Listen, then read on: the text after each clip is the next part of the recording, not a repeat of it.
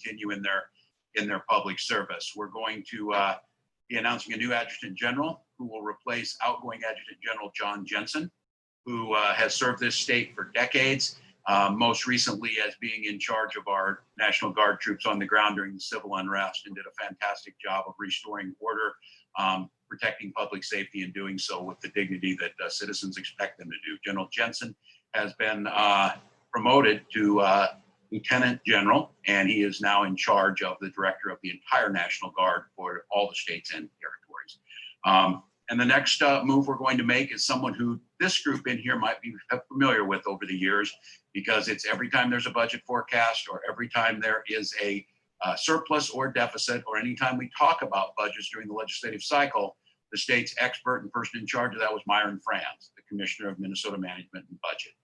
Myron's been doing this work for 10 years.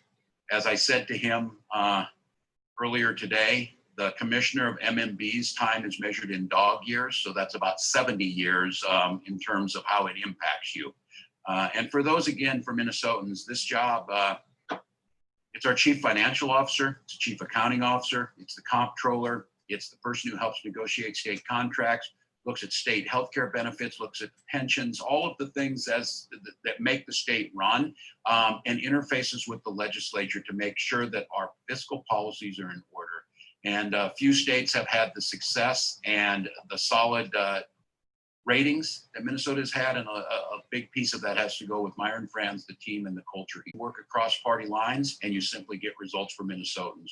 It was Myron, Governor Dayton, their team, and the legislature that put in a very robust rainy day fund and budget reserves that we knew the time would come when the rainy day would come. I don't think we knew it would be a hurricane with COVID-19.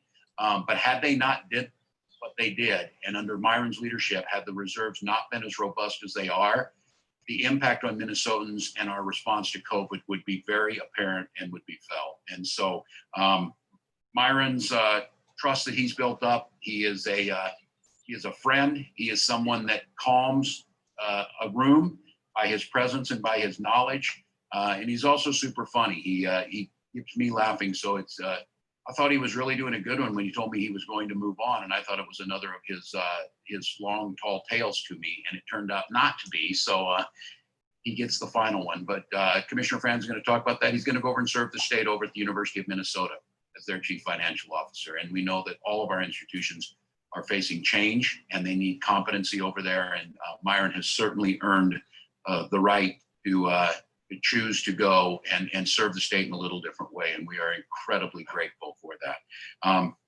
The good news on this is there's about 2 people in the state that can do this job. And both of them are in the room today.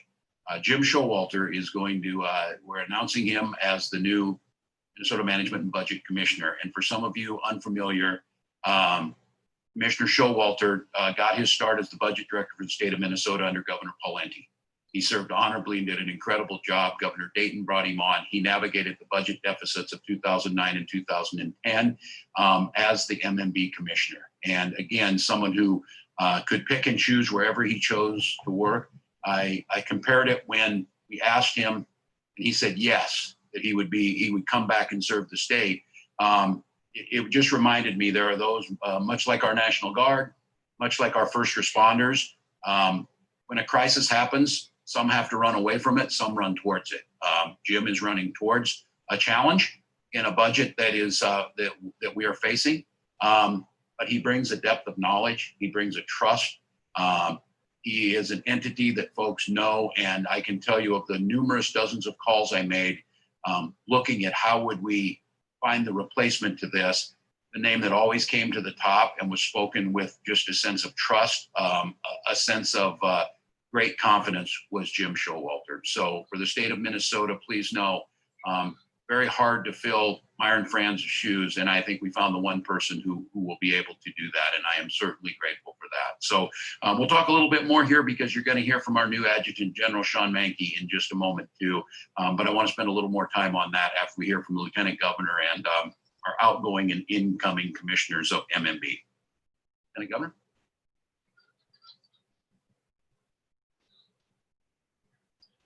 Thank you so much, Governor. And today is truly a bittersweet day. We know that budgets are moral documents. That's how we discuss them within our administration. And building a moral budget requires compassion, imagination, and a commitment to the most vulnerable. Commissioner Myron Franz has been an invaluable partner in this mission. And while I am incredibly sad to see him go, I am so grateful for his service to this state. To fill his shoes during this truly unprecedented time, we needed someone who could hit the ground running, who also would center our values of protecting the most marginalized. And Jim Showalter is that person. There are challenging days and decisions ahead, and many Minnesotans feel afraid and uncertain. But we cannot waver in our mission to center children and families, low-income and working Minnesotans, and people of color and Indigenous folks as we do our work for Minnesotans. So thank you, Commissioner Franz, for everything, for the mentorship, for the navigating through what seemed like impossible choices, but doing so with great love and compassion and great humor and sometimes inappropriate language. But we appreciate you tremendously. And Commissioner Franz, just thank you. And welcome to the team, Commissioner Showalter. We are just so grateful that you decided to run into the fire and serve at this moment. Thank you.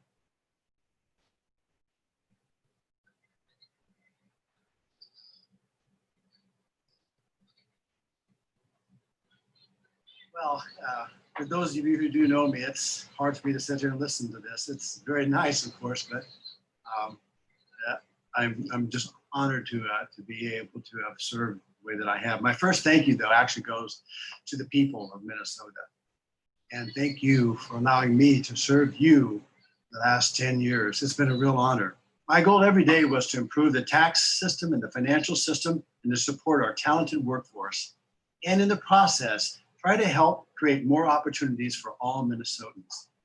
At Revenue, our team helped lead the overhaul of the state's tax system to make it more fair and equitable. At MMB, our team helped restore the state's budget with financial stability to continue the work of Jim Showalter to build the rainy day fund, to reform the state's pension funds, and to regain the state's AAA credit rating. But we also made it a big priority to improve the diversity of the state's workforce and build a more inclusive culture through emphasis on recruiting, training, and equity. I'm grateful for the opportunity to have made a difference in the operation of state services. And I hope you notice that I've referred to my team.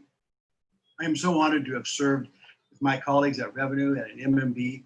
It is their work and their talent that we should celebrate today. They're the ones who made me look good. I'm proud of the many accomplishments we have achieved together as a team to improve state services for all Minnesotans. And I'm thrilled that Governor Walz and Lieutenant Governor Flanagan chose Jim Showalter to be the next commissioner. But before I get to that, I do want to mention one thing. It's kind of a day in the life of MMB. Yesterday, we did something at MMB that was a normal sort of day for us. We sold $1.2 billion of state general obligation bonds and highway trunk bonds. In order to do that, we have to go to the market and go to the credit rating agencies, and they continue to support our credit ratings. But one of the things that we found was that the sale returned the most historically low rates we've ever gotten at MMB or at the state of Minnesota.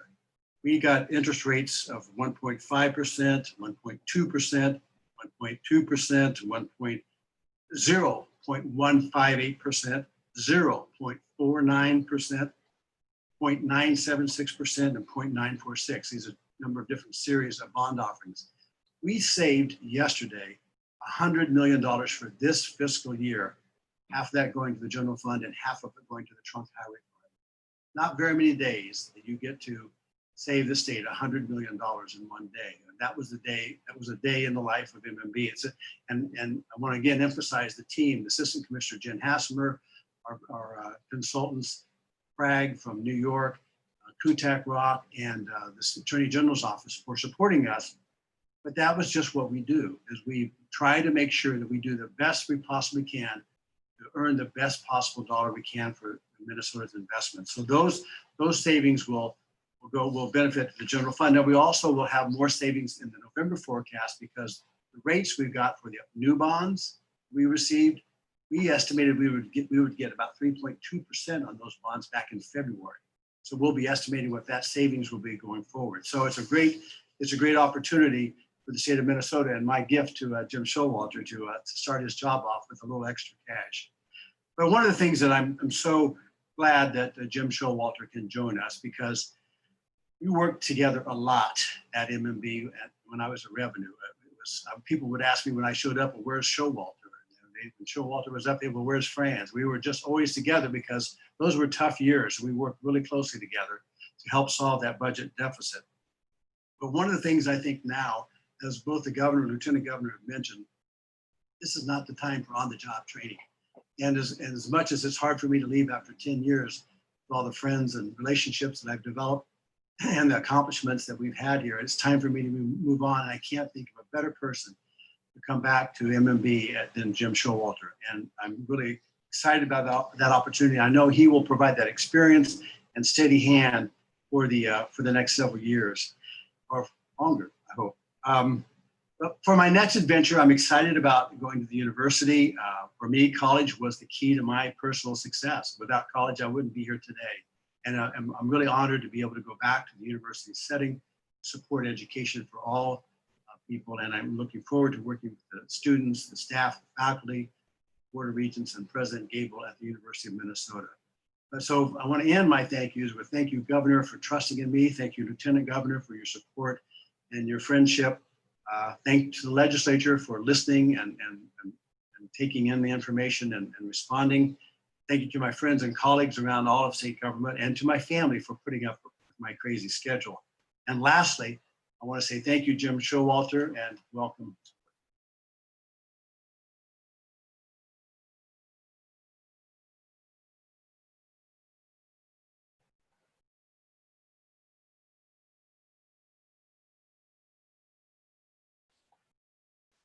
Thank you, Myron. Before I say anything else, I just want to say thank you for your leadership and stewardship at the state. Over the last 10 years, your friendship and leadership at MMB will be remembered. And the university is very, very lucky to have you. We're also happy to still have your phone number. I am honored to have been asked to lead Minnesota management and budget during this critical time. We will continue Minnesota's tradition of smart financial and personnel leadership. I'm ready to dive in with Governor Walz, Lieutenant Governor Flanagan, the legislature, the great team at MMB, and all of our partners. We're going to develop a budget that addresses the current situation and delivers the services, critical services that Minnesotans depend upon. This is going to be hard, but we're up to it. There's so much to build on. I've appreciated the leadership and the critical decisions that the administration has already made, the approach that they've taken to those decisions, and that is how we're going to go forward. I'm just thrilled and honored to be offered to join the team, and I'm looking forward to working in the future. So thank you very much, Governor, Lieutenant Governor.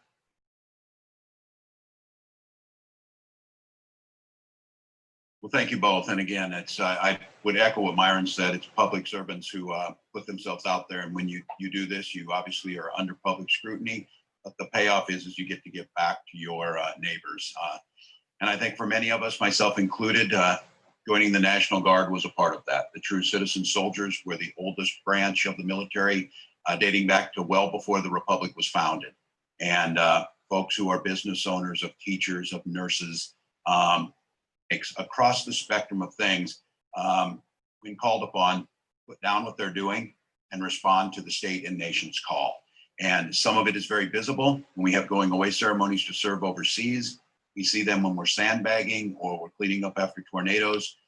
Some of it has been a little bit out of the ordinary lately, where we see them at facilities, long-term care facilities, swabbing for COVID-19 to protect our seniors, or being asked to drop everything they did on a moment's notice and show up at a time of great civil unrest and pain in our great cities, Minneapolis and St. Paul, and perform admirably. Leading that organization is an incredible responsibility. Being the commander on the ground of where Governor Jensen was, and now that position of the Adjutant General, State of Minnesota, and Director of Military Affairs in Minnesota will go to Sean Mankey. General Mankey has served as an Army aviator. He has served nearly 30 years with the military. He has been in the Minnesota National Guard, serving positions across the spectrum, and deputy commander of our Red Bulls. He is prepared to do this work. As we talked to, and I was out talking to the troops, the warriors that General Mankey will command know he has their best interests at heart. They know that General Mankey will ensure and advocate that they have the best equipment necessary, the training necessary, and the missions are clear when they're asked to do those, either for the state of Minnesota or for this country. It is it's incredible responsibility. I think many Minnesotans may not be familiar. Minnesota has one of the largest contingents of National Guard in the country. We punch way above our weight, if you will. We are in high demand of missions overseas. We are in high demand when it comes time to what training looks like and implementing new equipment rollouts. Minnesota is always right there. And so I want to, before he comes up here, thank General Mankey, but I also want to make note of this. No warrior deploys alone. To the family of General Mankey, thank you. Many birthdays have been missed, many graduations have been missed. It's not just 1 weekend a month or 2 weeks in the summer. It's when your state or nation calls and you respond at that time. So we want to thank you for your dedication to this. Congratulate you. This is a career that is continuing to go up. I think, as we saw with General Jensen, the rest of the country watches what the Minnesota National Guard does. They know what to expect of them, and they know the results will be exactly what we ask. So I am proud today to introduce to you, Minnesotans, and to our citizen soldiers, our new Adjutant General, General Sean Mankey.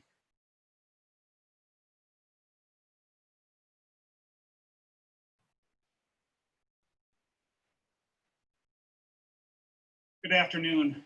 First of all, Governor Walz, Lieutenant Governor Flanagan, I want to express my sincere appreciation for the opportunity to be the next Adjutant General of the state of Minnesota, and for your trust and confidence as we move forward.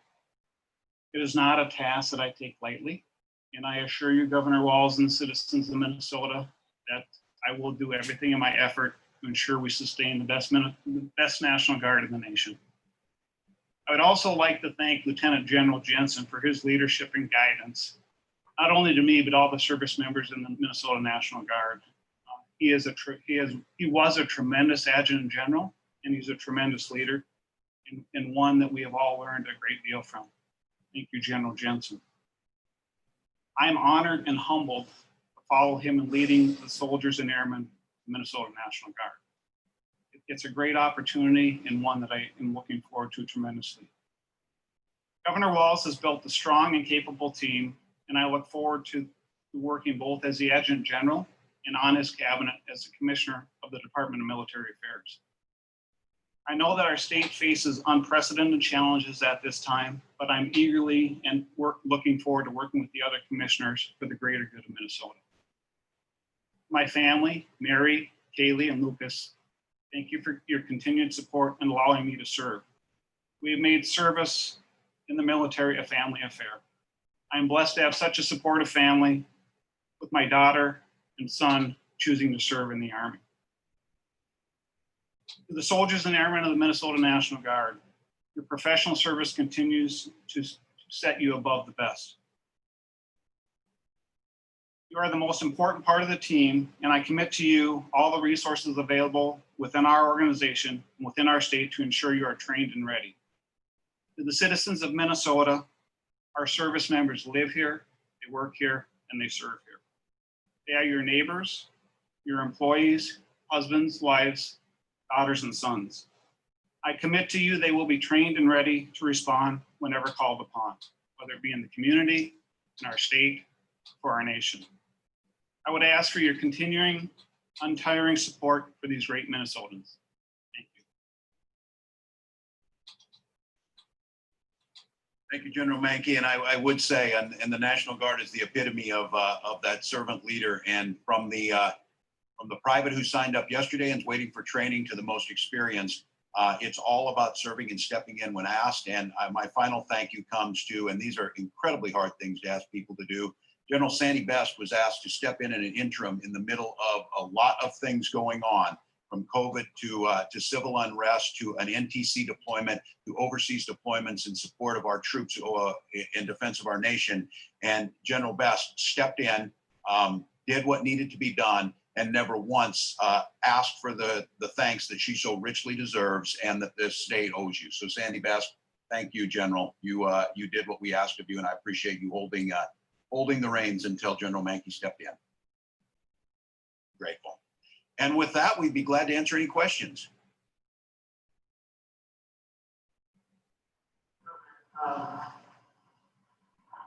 Your National Guard has been involved in some operations recently, I understand, and there's been some criticism of the timing of your calling out of the National Guard in Minneapolis. I know that criticism has been a week or so ago, but we haven't had this kind of chance to ask you about that. And I'd like to get your assessment of the grade you were given by the mayor and what the communications were between you and me in that call out. Yeah, first of all, and again, I think it's appropriate always to look back, and we always do after action reports. I want to be very clear. In an unprecedented situation, I believe the mayor of Minneapolis made the most timely and the most prudent calls in protection of his city that he and his team felt necessary. And I certainly believe that the decisions that we made as a leadership team, General Jensen, myself, Colonel Langer, Commissioner Harrington, was timely and was appropriate. And I think looking back with 2020 vision, I guess the critiques of if we'd have been a week earlier, it maybe hadn't happened. Let's all be very clear. George Floyd was murdered in front of the world. The tension that was built up after that exploded in something that the nation had never seen. And the responsibility to try and figure out how to restore order fell upon the mayor, fell upon our public service, and fell upon me. And so I certainly want to thank State Patrol, thank all of the agencies from the Anoka Sheriff's Department to everyone for stepping up, and for the citizens of this state for understanding that the righteous anger they felt and the right to publicly protest was one thing, but the civil unrest, the looting, and the burning needed to be stopped. So I think the going and trying to find where it's at, I simply, I think we made the right decisions at the time. I feel confident that we did that. I think those who looked at this felt confident, and keeping in mind that we were in communications as high as the Joint Chiefs of Staff and the President of the United States as this was starting to play out. And I think what we've seen is that these things can go in many different directions. And it's certainly unfortunate that we have any type of civil unrest, but I think in a very fluid environment that was moving very quickly, we made prudent decisions when they could be made. Could have been done differently, or what would you do differently in the event of future civil unrest? What are lessons learned? Yeah, well, I think we should make it mandatory that our civil authorities, and those are emergency managers and our mayors, our county commissioners, take the training to understand what our capabilities are and try and think what the next one would be. Keeping in mind, when you do an operation that's meant to prevent civil unrest, the Super Bowl and the RNC, for example, it usually takes about 18 months and about $50 million worth of training to do that. This was in the term of about 48 hours from beginning to end. So I think one of the things is that we should anticipate we're not going to have 18 months lead time, and maybe we should make sure everyone knows what the capabilities are. And they stood up a joint command center. And I want to just be very clear. I think an after action review, and we're certainly doing that, there's many fronts. I expressed concern again.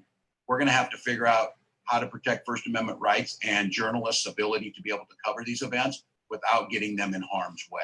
And I think, again, that's the communication piece. But I want to be clear that these were decisions that had to be made in real time. Lives were on the line. We had credible threats of attempts to kill, especially National Guard troops were singled out individually or as units. And we had to make them. But I think it is prudent for us to go back. And I think that communication piece is one where I would require or ask that all of our partners go through this joint training together. For DeafBlind comments lost last night, two of them at least you endorsed. Do you think this is part of a concerning trend for your party?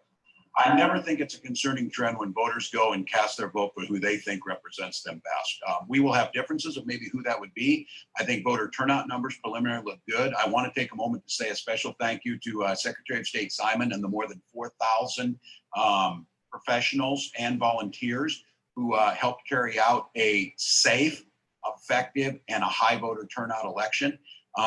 And I think when people come up and you see incumbency turnover, that's a good sign. I trust voters, and they're maybe not going to necessarily agree with me when I endorse someone. It's usually because I've worked with them. I think they're competent. That is never a condemnation on the person they're running against. It's simply someone that I know. So I think it bodes well. The energy is huge, and I could feel it out there. Whether it falls to a particular candidate in a primary or not, my goal is to make sure we get some folks out there. And Lieutenant Governor had an interesting point to bring up this morning, and not in the Minnesota way, but a real positive way. So I also just want to point out the fact that the Posse Caucus, the People of Color and Indigenous Caucus, will grow by leaps and bounds after the primary elections last night. And that is incredibly exciting. As one of the founders of that caucus, to see the legislature more accurately reflect the entire state of Minnesota is something that should be celebrated and that I feel a tremendous amount of energy around. And so I think that will serve us well going into November.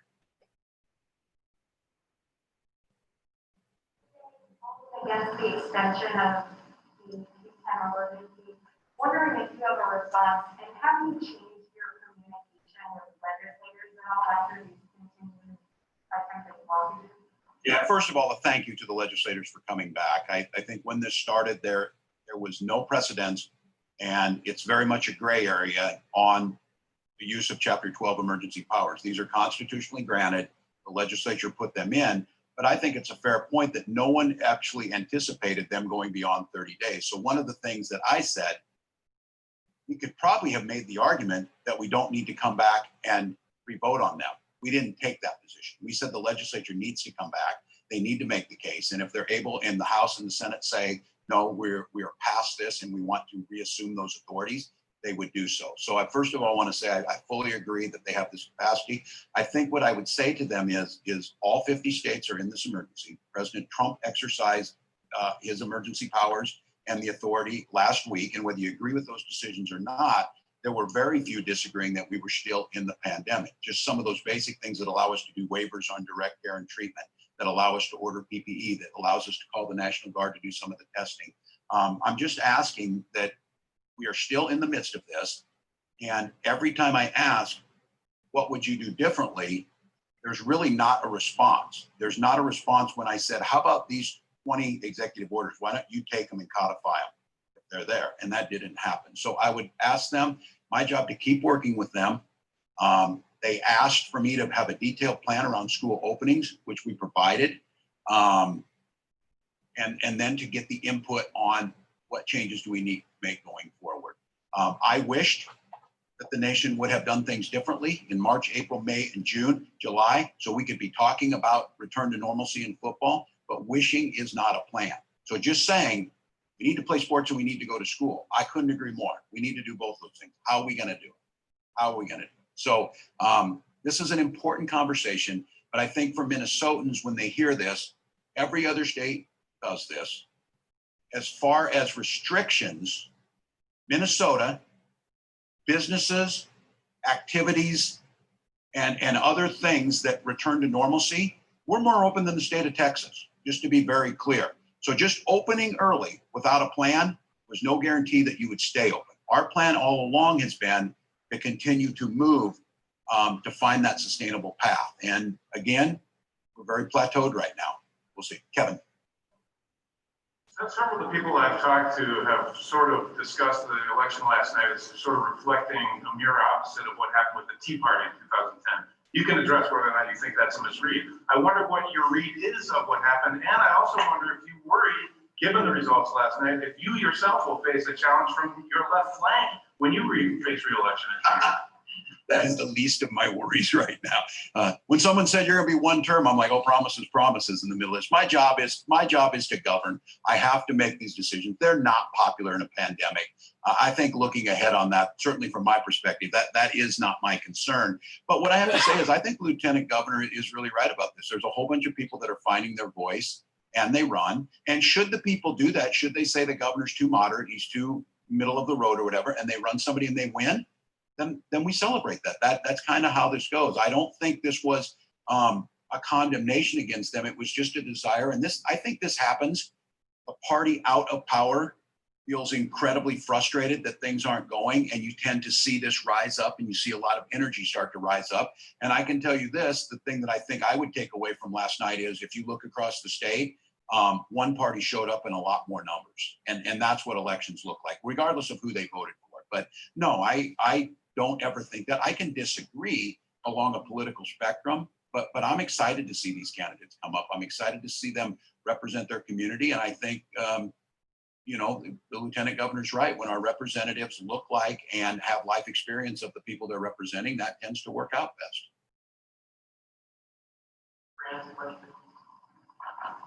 I'd like to go now.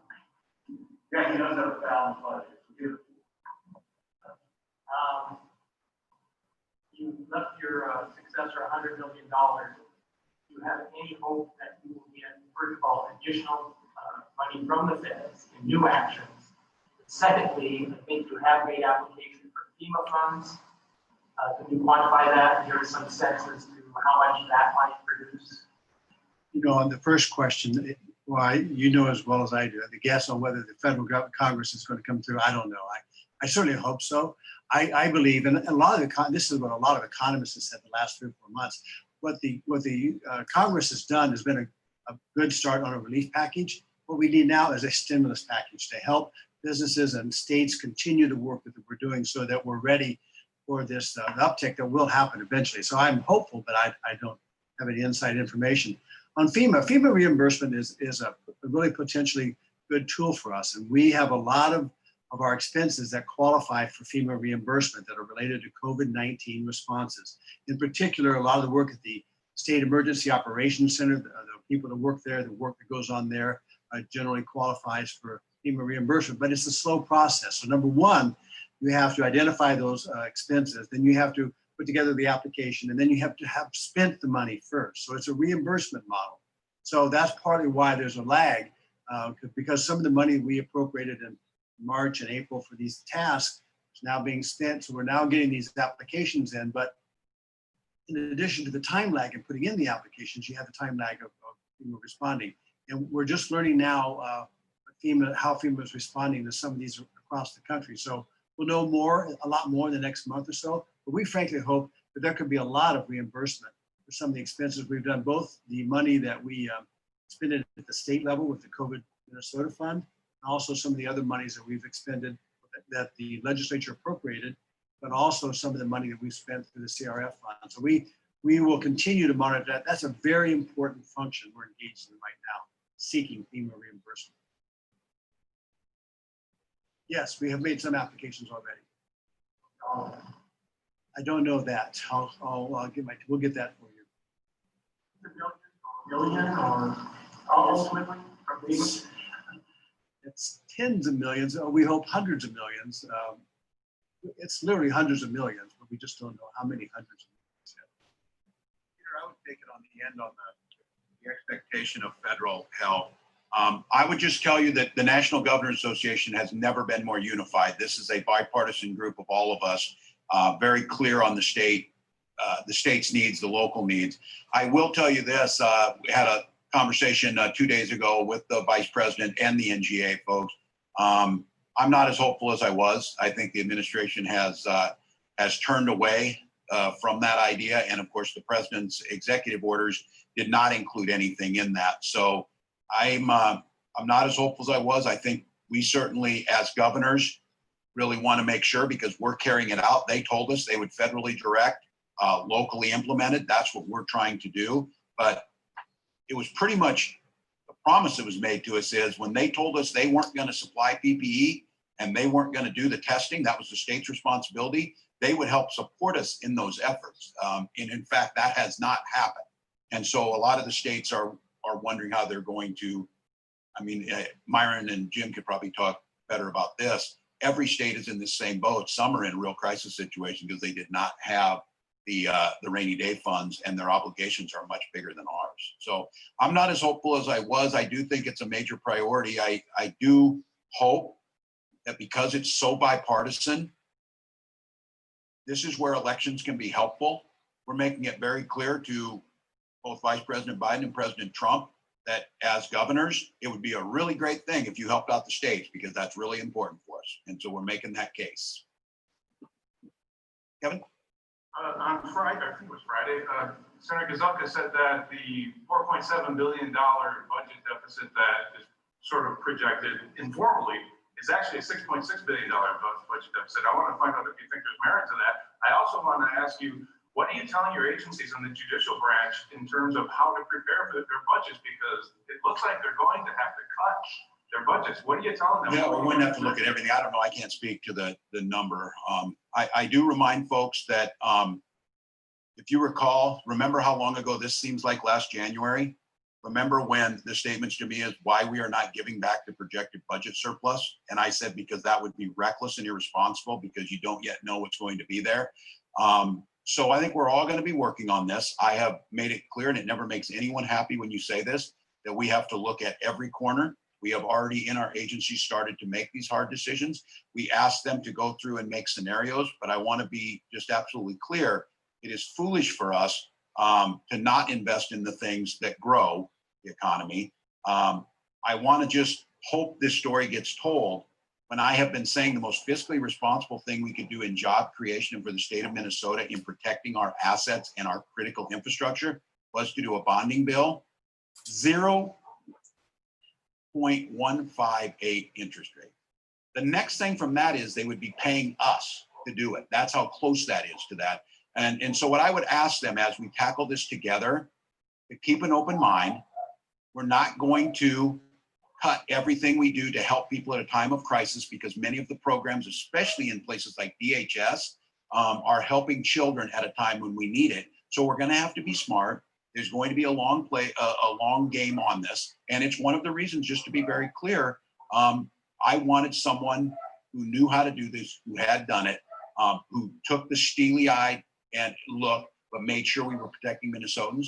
And that's what Commissioner Showalter did at one other time. So there is a lot of expectation. I said I hope he wouldn't be expected to answer the question how we were going to do it today. But the guiding principles are, we've done this before. We didn't undermine the state's credit rating. We did not put the burden on one group of people, and we did it in a balanced approach. And I would assume that we're going to come at it that same way. So again, thank you all. Thank you to our dedicated public servants. Myron, wish you the best over there. Jim, welcome aboard. And General Mankey, you know the responsibility you have and the privilege of leading the greatest National Guard in the entire country and some of the greatest warriors in the world. And you are the person to do it. So congratulations to you. Thank everyone.